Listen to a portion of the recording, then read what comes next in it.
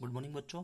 मैं शिवशंकर शर्मा आज आप लोगों को विलयन की सांद्रता प्रदर्शित करने की विधियों के बारे में बताएंगे। इसके पहले हमने दो टॉपिक बताया है, दो विधियों के बारे में हमने डिस्कस किया हुआ है। तो थर्ड पार्ट है इसका पार्ट प्रति मिलियन, इसको इंग्लिश में कहते हैं पार्ट पर मिलियन, इसको शॉर्ट में कहते हैं पीपीएम में सांद्रता। तो पीपीएम में सांद्रता की परिभाषा क्या होती है इसके बारे में हम आपको बताते हैं। किसी विलेय पदार्थ के भागों की वह संख्या जो किसी विलयन के 10⁶ भार भागों में उपस्थित हो पीपीएम में सांद्रता कहलाती है। जैसे अभी पीपीएम में सांद्रता इक्वल टू होता है विलेय पदार्थ का द्रव्यमान अपान विलयन का द्रव्यमान इंटू 100। ये इसका फार्मूला है।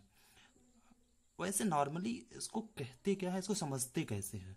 देखिए अभी जैसे एक टब पानी है, एक टब पानी है तो एक टब पानी में अगर एक बूंद नील को अगर हम डाल देते हैं तो जो उसकी सांद्रता होगी वही उसकी पीपीएम में सांद्रता होगी। जैसे विभिन्न प्रकार की विषैली गैसें वायुमंडल में घुली हुई होती हैं तो उनकी जो सांद्रता होती है उसकी सांद्रता को हम पीपीएम में प्रदर्शित करते हैं। जैसे अभी सल्फर डाइऑक्साइड है, सल्फर ट्राइऑक्साइड है, फाजीन है, मेथेन है, एथेन है, ये सभी घुली हुई होती हैं उसमें, तो इनकी सांद्रता को हम पीपीएम में व्यक्त करते हैं। अभी जैसे जल की कठोरता है, जल की कठोरता क्यों होती है? इसमें विभिन्न प्रकार के आयन्स होते हैं, जैसे लेड आयन होते हैं, मरकरी होती है, आर्सेनिक होती है, तो इनकी सांद्रता को हम पीपीएम में मापते हैं।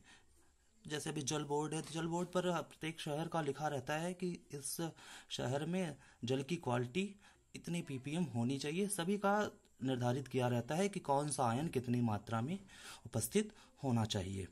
अब इसके आगे है एक क्वेश्चन हम आपको बताते हैं। जैसे क्वेश्चन है 500 ग्राम टूथपेस्ट में फ्लोराइड की मात्रा 0.2 ग्राम है, तो पीपीएम में फ्लोराइड आयन की सांद्रण कितना होगा? तो इसका हल क्या होगा? पीपीएम इक्वल टू होता है WB अपान WB प्लस WA इंटू 10⁶ होता है। अभी देखिए यहाँ पर WB क्या है? WB 0.2 है और WA प्लस WB अर्थात सोल्यूशन वो 500 है इंटू 10⁶। इसको सॉल्व करते हैं तो आता है 400। अतः फ्लोराइड की सांद्रता होगी 400 पीपीएम। इसी तरह से हम क्लोराइड का भी मेजर कर सकते हैं और विभिन्न जो आयन होते हैं उनका मेजर कर सकते हैं। उसके बाद आता है फोर्थ है मोल अंश या मोल प्रभास। तो सबसे पहले हम मोल अंश की परिभाषा के बारे में बताते हैं आपको। एक मिश्रण है, मिश्रण में किसी अवयव का मोल अंश उस अवयव के मोल और मिश्रण में उपस्थित कुल मोलों की संख्या के अनुपात को कहते हैं। कोई भी पदार्थ है तो उसमें विलेय और विलायक होता है, अगर वो विलयन है तो विलेय का जो मोल अंश होगा या और विलायक का जो मोल अंश होगा वो अलग अलग तरह से हम उसको निकालते हैं। जैसे अभी अवयव का मोल अंश इक्वल टू होता है अवयव के मोलों की संख्या अपान मिश्रण में कुल मोलों की संख्या। तो या तो आप जैसे अभी एक विलेय है और एक विलायक मान लेते हैं, जैसे इसको हम चाई से प्रदर्शित करते हैं मोल अंश को, तो चाई ए इक्वल टू होगा NA अपान NA प्लस NB। मान लो A विलेय है और B विलायक है तो चाई A ये विलेय के लिए हो जाएगा, चाई B विलायक के लिए हो जाएगा। ये इसकी बात होगी। इसके बाद आता है एक न्यूमेरिकल, हम आपको इस पर मोल अंश पर बताते हैं कि बहुत ही इंपॉर्टेंट न्यूमेरिकल है। जैसे क्वेश्चन फर्स्ट है एक विलयन में बेंजीन 30% कार्बन टेट्राक्लोराइड में घुली हुई है, तो बेंजीन के मोल अंश की गणना कीजिए। कैसे हम मोल अंश की गणना करेंगे? उसके लिए हम जानते हैं दिया गया है 30% बेंजीन। इसका मतलब क्या हुआ कि 30% मतलब होता है कि 100 ग्राम में 30 ग्राम विलेय घुला हुआ है। तो हल इसका क्या होगा? 100 ग्राम विलयन के लिए होगा, प्रतिशत मतलब होगा 100 ग्राम के लिए होगा। तो बेंजीन का द्रव्यमान इक्वल टू दिया है 30 ग्राम, 30% मतलब 30 ग्राम। कार्बन टेट्राक्लोराइड का द्रव्यमान कितना होगा, तो 100 में से इसको घटा लेंगे 30 को, जो बचेगा वही 70 ग्राम जो होगा वो कार्बन टेट्राक्लोराइड का द्रव्यमान होगा। फिर बेंजीन का हम मोलर द्रव्यमान निकालते हैं। मोलर द्रव्यमान के लिए हम सभी परमाणुओं के का भार लिखते हैं।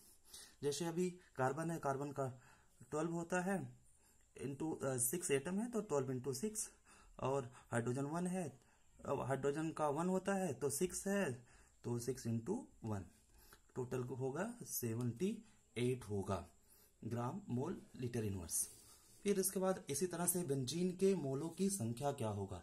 हम जानते हैं मोलों की संख्या बराबर होता है द्रव्यमान अपान मोलर द्रव्यमान होता है। तो द्रव्यमान 30 ग्राम दिया ही गया है बेंजीन का, मोलर द्रव्यमान 78, तो इसलिए होगा, जब सॉल्व करेंगे तो 0.385 मोल आएगा।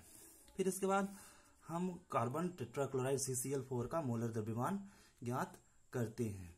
तो कार्बन का हम जानते हैं 12 होता है, प्लस क्लोरीन का होता है 35.5, 4 एटम है इसलिए मल्टीप्लाई कर देते हैं तो टोटल आएगा 154 मोल।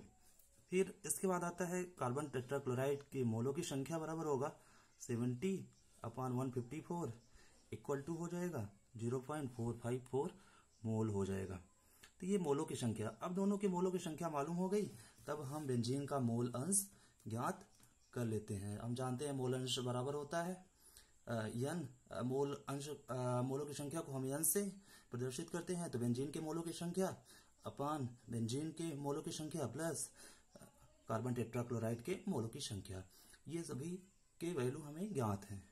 तो इसके लिए क्या होगा, बेंजीन के मोलों की संख्या बराबर होगा 0.385, और फिर बेंजीन के मोलों की संख्या 0.385 प्लस कार्बन टेट्राक्लोराइड का होगा 0.454 होगा, दोनों को ऐड करके डिवाइड करेंगे, डिवाइड करने पर आएगा 0.49। अतः बेंजीन का मोल अंश होगा 0.459